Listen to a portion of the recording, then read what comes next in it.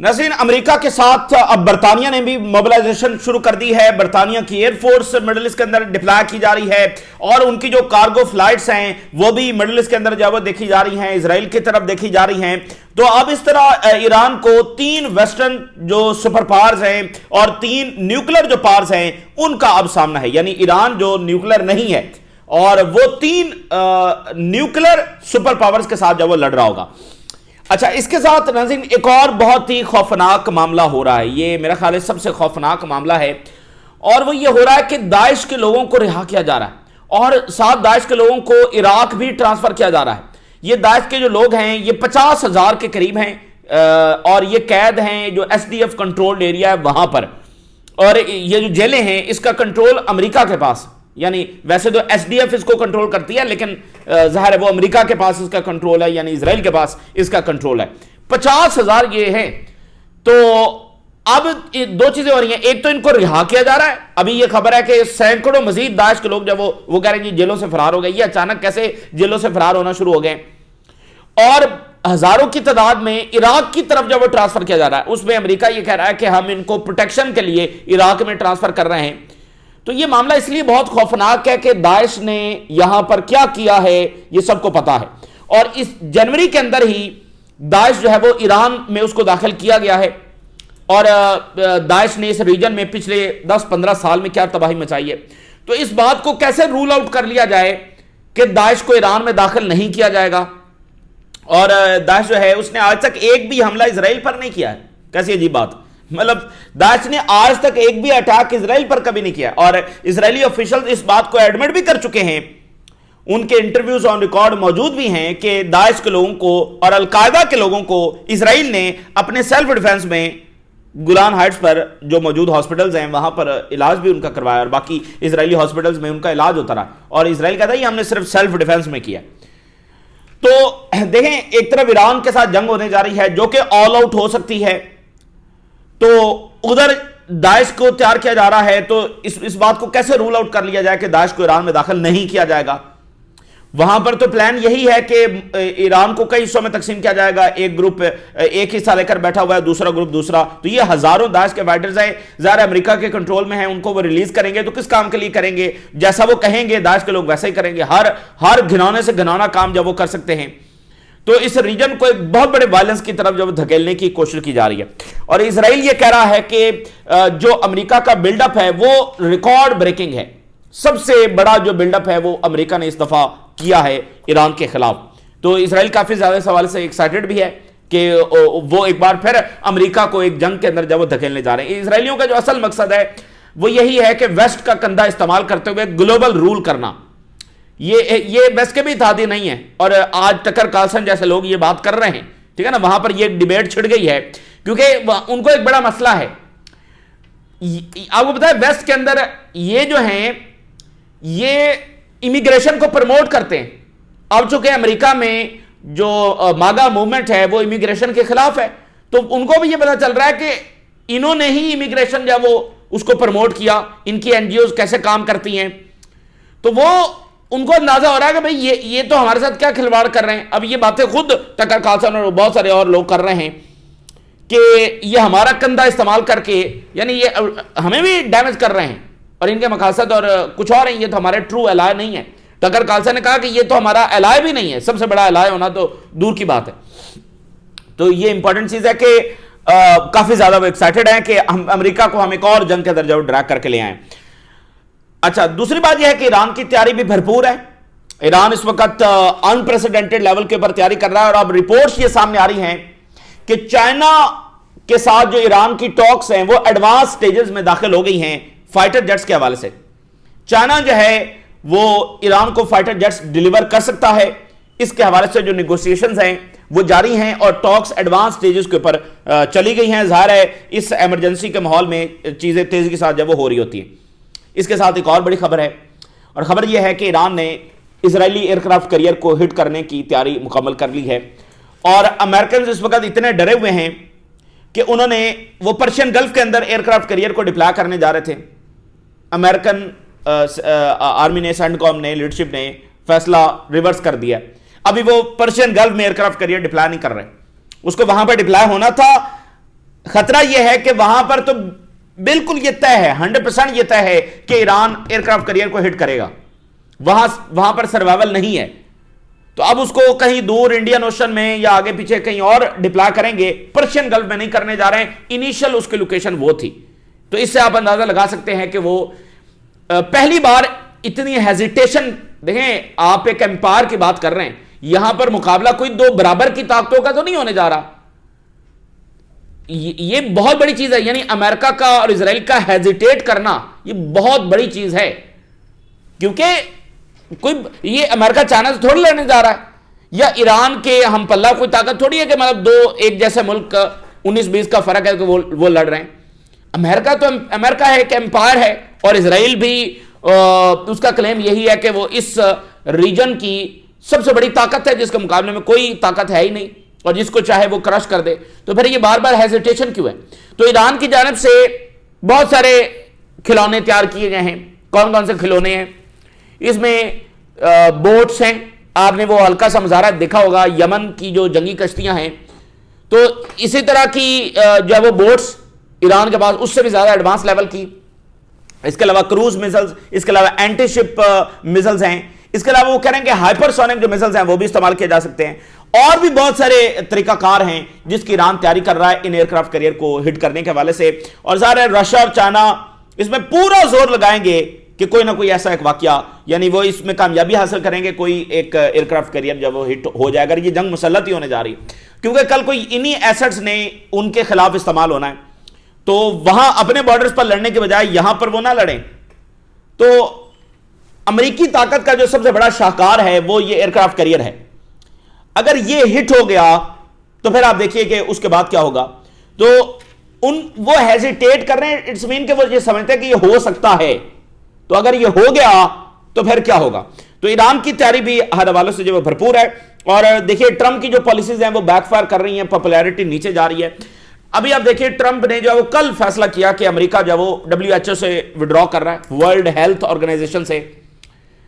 तो आज क्या हुआ है, अमेरिका की जो डिफरेंट रियासतें हैं उन्होंने इस फैसले को रिजेक्ट कर दिया है, और उन्होंने ऐलान किया है कि हम तो WHO के साथ खड़े हैं और उसको फंडिंग करेंगे, जिसमें सबसे पहले कैलिफोर्निया सामने आया है।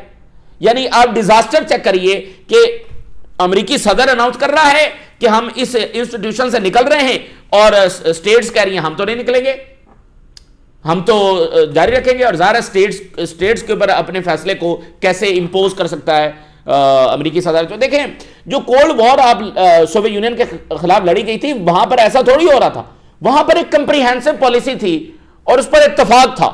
यहां पर ऐसा नहीं हो रहा, ट्रंप की पॉलिसी से कोई अंदर भी इत्तेफाक नहीं हो रहा, इसलिए ये पॉलिसीज नाकामयाब हो रही हैं। और ये ईरान की जंग जो है इसका भी नतीजा वही निकल सकता है जो ट्रंप की बाकी पॉलिसीज का जब निकला है। तो ये एक सूरत हाल हो गई।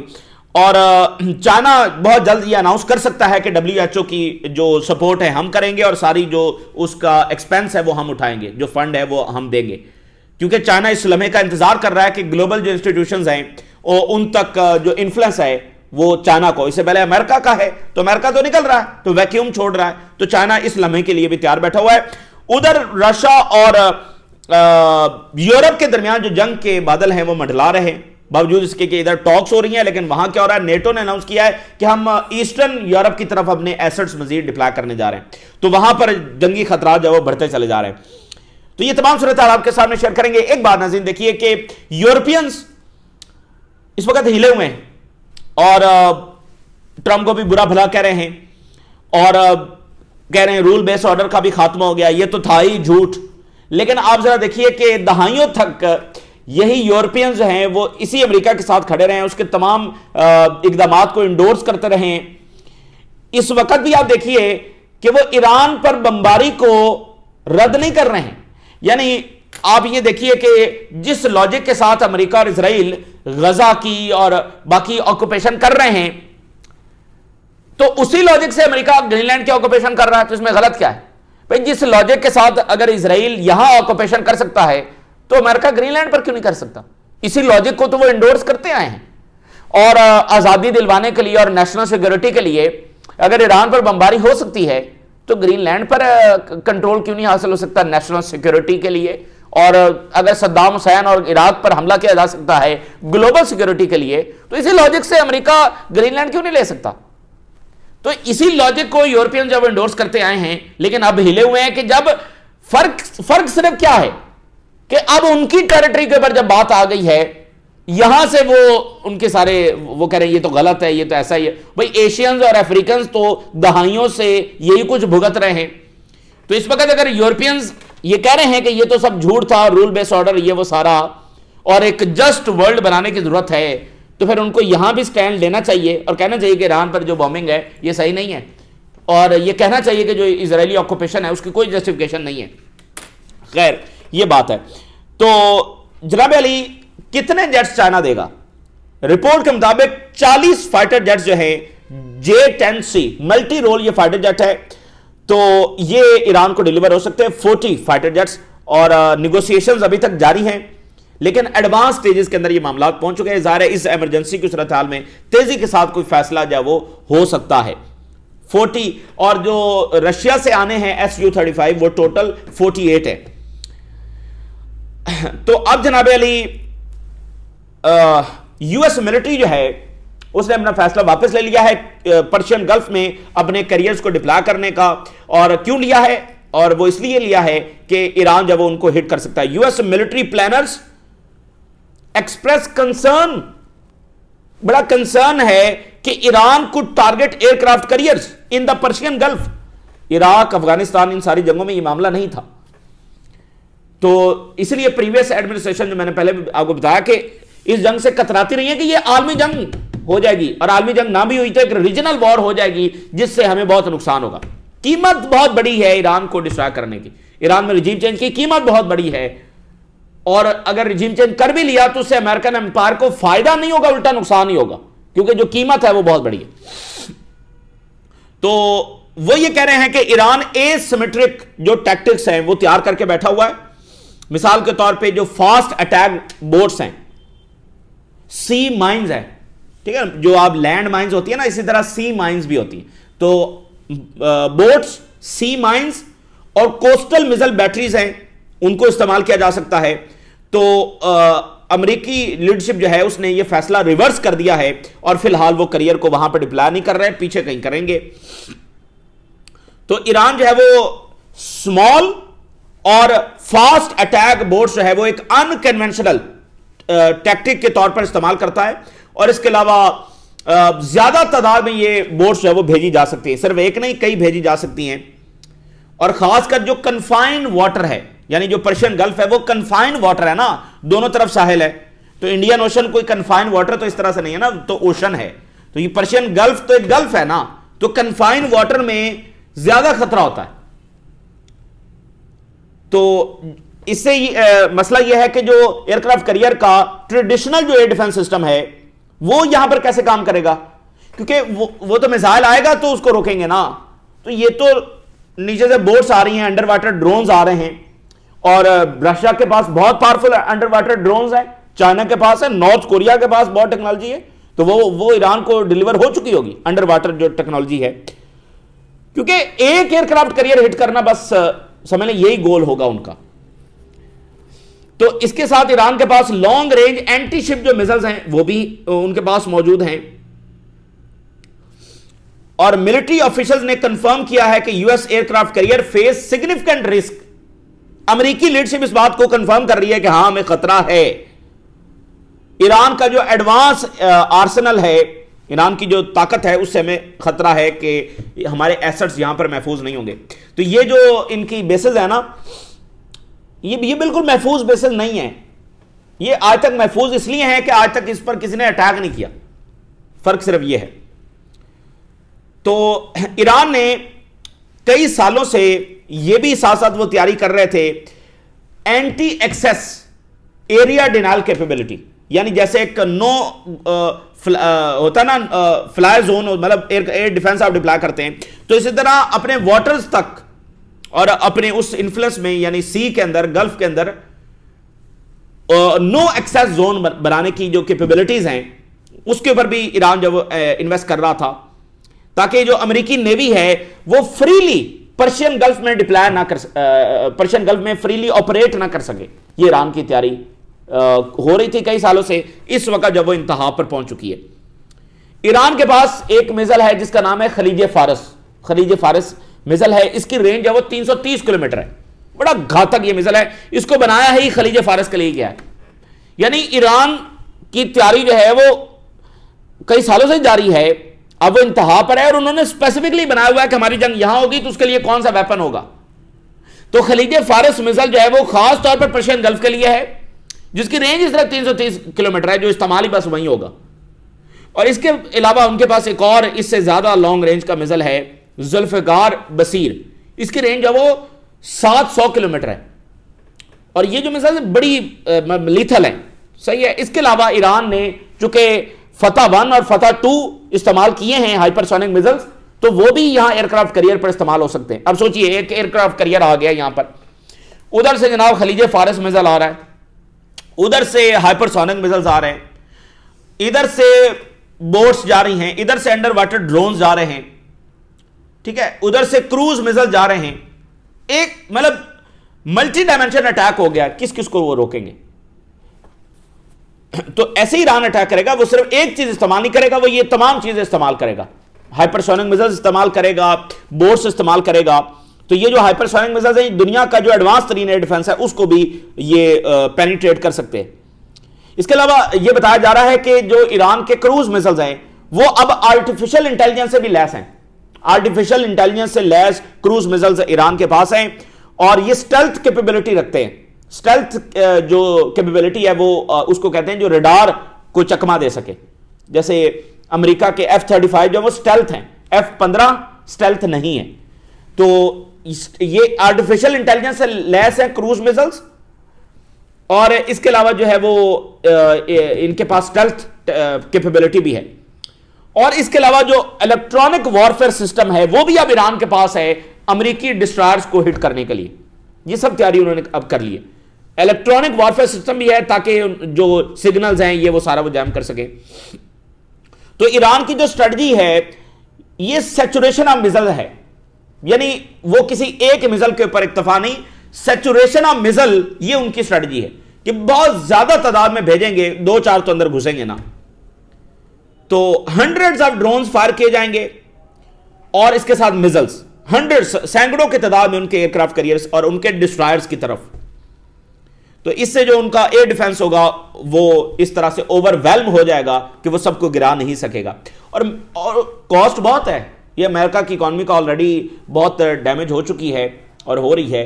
अब बताइए $2-2 मिलियन का एक इंटरसेप्टर मिसाइल है जो डिस्ट्रॉयर से या वहां से फायर होता है। तो ये बड़ी महंगी जंग जब साबित होने वाली है। अमेरिका ने वर्ल्ड वॉर 2 के बाद इस तरह की कोई नेवल वॉर लड़ी नहीं है इतनी महंगी। ये बहुत महंगी साबित होगी, सैकड़ों मिसाइल्स और ड्रोन्स आ रहे हैं, उनको कैसे गिराएंगे वो। तो ईरानियन कमांडर ने कहा है कि ये sitting in the glass room है, शीशे के कमरे में बैठे हुए हैं। ये एयरक्राफ्ट कैरियर और ये जो डिस्ट्रॉयर इन्होंने लाकर खड़े किए हैं ये sitting in the glass room है। आप जरा अंदाजा करें ये ईरानियंस वैसे कौन लोग हैं। ओ भाई, वो एयरक्राफ्ट कैरियर उनकी ताकत का सबसे बड़ा शाहकार है और ईरानियंस कह रहे हैं ये तो sitting in the glass room है। एयरक्राफ्ट कैरियर उनकी ताकत का सबसे बड़ा शाहकार है, वो कह रहे हैं sitting in the glass room है। ये तो शीशे के कमरे में बैठे हैं, मतलब ये तो भूल जाएंगे इनको हम हिट नहीं करेंगे और हमारे पास कैपेबिलिटी नहीं है। हम हिट भी करेंगे और हमारे पास कैपेबिलिटी भी है और ऐसे ही है कि आप भूल जाएं। तो इसके अलावा ईरान अगर हिट कर देता है एयरक्राफ्ट कैरियर को और उसका जो फ्लाइट डेक है वो नकारा हो जाता है, जहां से वो जहाज फ्लाई करते हैं वो जो, तो अगर वहां पर आकर 2-4 मिसाइल गिर जाते हैं तो वो तो नकारा हो जाएगा। भाई एयरक्राफ्ट कैरियर का काम क्या है, वहां से जेट्स ने जब वो परवान भरनी है तो वो अगर रनवे उन्होंने डैमेज कर दिया तो फिर जेट्स कैसे फ्लाई करेंगे, तो बस वो फारिग हो गया और उसको फौरी रिपेयर नहीं किया जा सकता, फिर ये क्या करेंगे। तो ये एक सिग्निफिकेंट और स्ट्रेटेजिक और साइकोलॉजिकल विक्ट्री होगी ईरान की और जाहिर है ये ट्रंप साहब की जो कुर्सी है उसको हिला देगी। 2019 में ईरान के कमांडर ने क्या बात की थी इन एयरक्राफ्ट कैरियर के हवाले से, उस वक्त चूंकि एक बिल्डअप वगैरह वहां पर करने की कोशिश की जा रही थी, वो भी ट्रंप का दौर था। इसलिए हम कहते हैं कि ये जो सारी जंगें हैं ये ट्रंप की जंगें हैं। पिछले टेन्योर में जो कुछ ट्रंप साहब ने किया है, अब ट्रेड वॉर से लेकर देख लें, ये फलस्तीन की जंग से लेकर आप ईरान की जंग से ये देख लें, ये सारा पिछले टेन्योर से, और ग्रीनलैंड का मामला भी पिछले टेन्योर से चला हुआ है। US air career in the gulf, ये लाइन सुनिए कि ये ईरानियंस वैसे ये टारगेट है, not a threat. Aircraft carrier हमारे लिए कोई खतरा नहीं है, ये तो हमारा टारगेट है। यानी इसको यहां पर लाकर अमेरिका ने हमें एक टारगेट मुयस्सर किया है, इससे हमें कोई खतरा नहीं है। जैसे बेसिस है ना, तो बेसिस हमारा टारगेट है। ये जो एयरक्राफ्ट करियर वो यहां पर लेकर आए, इससे हमारे टारगेट में उन्होंने इजाफा कर दिया, ये हमारा निशाना है, इससे हमें कोई खतरा नहीं है। और फिर उन्होंने कहा, ये अल जजीरा 2019, तो उन्होंने कहा कि टारगेट एंड अपॉर्चुनिटी, ये तो अमेरिका ने हमें मौका दिया है, एक बड़ा जबरदस्त अपॉर्चुनिटी फराम की है, यहां हमारे सामने लाकर इसको खड़ा कर दिया है। और आज वो कह रहे हैं ये तो sitting in the glass room है। तो वैसे ये रीजनल जो कंट्रीज, और जॉर्डन, जिस तरह जॉर्डन ने फैसला किया है कि हम भाई वो बेसिस देंगे, क्या पता नहीं उन्होंने फैसला किया। आज जॉर्डन के किंग ने जो अभी ऑर्डर किया है, उसने जनाब अली ऑर्डर किया to restructure the Jordanian army. अब ये क्या भाई किसके खिलाफ रीस्ट्रक्चर करना है? तो जॉर्डेनियन आर्मी को जॉर्डन किंग ने रीस्ट्रक्चर करने का जब ऑर्डर दे दिया है, लेकिन ये जो उन्होंने फैसला किया है अमेरिका और इजराइल के साथ खड़े होकर ईरान को डिस्ट्रॉय करने का, ये बहुत एक पॉलिटिकल डिजास्टर भी लेकर आ सकता है, ठीक है ना। ये बात समय से बरातर है कि ईरान को डिस्ट्रॉय करने में जॉर्डन की सिक्योरिटी कैसे अचीव होगी और रीजन की सिक्योरिटी इससे कैसे अचीव होगी। भाई सद्दाम हुसैन और बशार अल असद और मुअम्मर कज़ाफी को इसलिए तबाह किया गया ना, उनके मुल्कों को, कि जी रीजनल सिक्योरिटी के लिए खतरा है और इसके साथ ग्लोबल सिक्योरिटी के लिए भी खतरा है। तो ये ईरान की जंग छेड़कर इससे कौन सी रीजनल सिक्योरिटी जब वैसे हासिल की जाएगी? और ये दाइश के लोगों को जो छोड़ा जा रहा है, अच्छा आपको पता है ये अभी पिछले 3-4 हफ्तों के अंदर अंदर कई मरतबा जॉर्डन ने अमेरिका के साथ मिलकर शाम में बमबारी भी की है और कहा कि हमने दाइश के ठिकानों को निशाना बनाया। तो उधर दाइश के ठिकानों को निशाना बना रहे हैं, उधर दाइश के लोगों को छोड़ रहे हैं। तो जनाब अली बरतानिया ने भी मोबिलाइजेशन जब वो शुरू कर दी है, अनयूजुअल वेव देखी जा रही है। अमेरिका और बरतानिया के जो मिलिट्री ट्रांसपोर्ट हैं वो मिडिल ईस्ट की तरफ आ रहे हैं, बहुत बड़े नंबर्स के अंदर बरतानिया के भी कार्गो अब मिडिल ईस्ट की तरफ जब वो आ रहे हैं। इसराइल ये कह रहा है कि अमेरिका का जो मिलिट्री बिल्डअप है रीजन में, ये अनप्रेसिडेंटेड है और एक्सट्रीमली मैसिव है। मैसिव नहीं, एक्सट्रीमली मैसिव है। बड़े एक्साइटेड हैं कि बहुत अमेरिका को हम आखिरकार ड्रैग करके ले आए।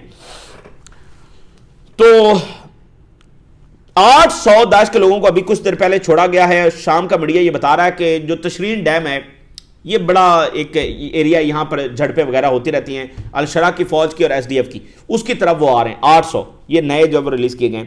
और अभी ये खबर आई है कि इराक के बॉर्डर के ऊपर जो वो क्लैशेस हो रहे हैं। तो फिर इराक की अभी गवर्नमेंट ने उसको डिनाई किया कि नहीं ऐसा नहीं हो रहा, लेकिन दूसरी तरफ खबर यह है कि वहां पर क्लैशेस हो रहे हैं। और आपको पता है इराक की आर्मी वहां पर डिप्लॉय हो रही थी कि इधर दाइश के लोगों को छोड़ा जा रहा है।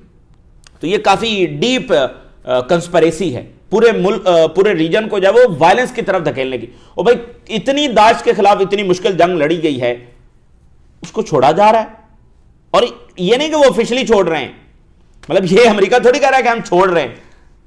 तो एक तरफ तो दाइश के ठिकानों पर बमबारी कर रहे हैं, वो कह रहे हैं ये भाग रहे हैं, दाइश के कैदी जो हैं वो जेलें तोड़कर भाग रहे हैं, वो ये कह रहे हैं। तो नेटो ने कहा है कि हम अपने वेपन और एम्यूनिशन जो है और स्टॉक पाइल जो है वो ईस्टर्न यूरोप की तरफ बढ़ाने जा रहे हैं। तो ये काफी उन्होंने जंग का जब वो एक कह लें कि उसकी तरफ मामला बढ़ाने की कोशिश की है। उधर टॉक्स हो रही हैं और इधर नेटो जब वो रशिया से जंग करने का जो इरादा रखता है, लेकिन नेटो मतलब क्या लड़ेगा? नेटो जब वो रशिया से लड़ेगा और वो भी अमेरिका के बगैर। लेकिन बहरहाल वो रशिया के साथ सुलह करने के लिए तैयार नहीं, उनको कर लेनी चाहिए, इसी में सबका फायदा दुनिया का, ये वर्ल्ड सिक्योरिटी इसमें है। तो California joins WHO network in rebuke of Trump reckless withdrawal. Trump का रैकलेस विड्रॉल है तो हम तो WHO के साथ खड़े हैं। तो इस तरह से ट्रंप साहब की जो पॉलिसीज हैं वो बिल्कुल बैकफायर जब वो हो रही हैं। तो ये इस वक्त की ताज़ा तरीन सूरत हाल है जो आपके साथ शेयर किया। और कनाडा आप देखें, कनाडा उधर खड़ा हो गया जाके चाइना के साथ, और अमेरिका का सबसे बड़ा हमसाया चाइना के साथ खड़ा है। और ट्रंप ने धमकी लगाई कनाडा को, एक काफ़ी ऐसी स्टेटमेंट दी कि कनाडा सर्वाइव ही नहीं कर सकता हमारे बगैर। तो उस पर कनाडा के जो प्राइम मिनिस्टर है उनका बड़ा सख्त रद्द मिला है। तो अब ये फैसला हो गया है कि ये ऑर्डर तो गया और ये अलाइंसेस भी गए, अब एक नया ऑर्डर जन्म लेगा। ये ताज़ा तरीन डेवलपमेंट्स है जो आपके साथ शेयर किया। आपने राय जरूर आगाह करें। इजाज़त दीजिए, अल्लाह हाफिज़।